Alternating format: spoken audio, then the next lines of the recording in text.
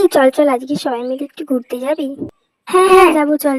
এই দাঁড়া দাঁড়া, আমি একবার আমার মাকে কল করি। আমার মা যদি যেতে বলে তাহলে আমিও যাব। এবার শুরু হলো এর নাটক। হ্যালো মা, বলছি বন্ধুরা বলছে আজ বিকালে ঘুরতে যাবে, আমি কি যাব? না না, কোথাও যাওয়া দরকার নেই, চুপচাপ বাড়ি আয়। আচ্ছা ঠিক আছে মা। আমরা জানতাম তোর মা তোকে কোথাও যেতে দেবে না, শুধু শুধু তোর জন্য আমাদেরকে এতক্ষণ ধরে ওয়েট করতে হলো। তা মামুনি, তোমার মা কি বললো? না রে, আমার মা বললো যে যাওয়ার দরকার নেই। জানতাম এটাই বলবে। চল আজকে পায়ে হেঁটে বাড়ি যাবো। এখান হ্যাঁ থেকে হ্যাঁ হেঁটে হ্যাঁ। হেঁটে যেতে তো অনেক টাইম লাগবে। দাঁড়া, আমি একবার আমার মাকে ফোন করি। মা যদি পারমিশন দেয় তাহলে আমি হেঁটে হেঁটে যাবো রে। শুরু হলো এই নাটক, যেখানেই যাবে সেখানেই শুধু মাকে ফোন করি আর মাকে ফোন করি। চল চল, ওই পার্কটাতে যাই একটু ঘুরতে। এই দাঁড়া, আমি আমার মাকে ফোন করি। আমার মা যদি ওই পার্কটা যেতে পারমিশন দেয় তাহলে আমি যাবো রে। আবার এই নাটক শুরু। হ্যালো মা, টিউশনের বাইরে একটা পার্ক আছে, আমি একটু ঘুরবো। না না, চুপচাপ বাড়ি আয়। ঠিক আছে মা। জানতাম রে নাকি তোর মা তোকে কোথাও যেতে দেবে না। এই চল চল, ফুচকা খেয়ে আসি, অনেকদিন খাইনি।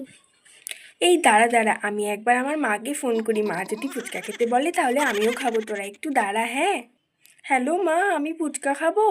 না না, বাইরের খাবার খেতে হবে না। ইয়ে তো নেকি কেন রে? মা বললো যে ফুচকা খাওয়ার দরকার নেই, তোরা খা, আমি বাড়ি যাই, ঠিক আছে? মা, এই শব্দটা ছোট হলেও এর দায়িত্ব কিন্তু অনেক বড়।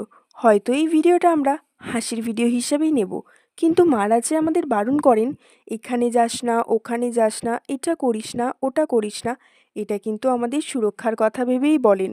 কারণ তাদের মনে যে সবসময় ভয় হয় আমার সন্তানের কোনো ক্ষতি হবে না তো, কারণ তারা যে মা।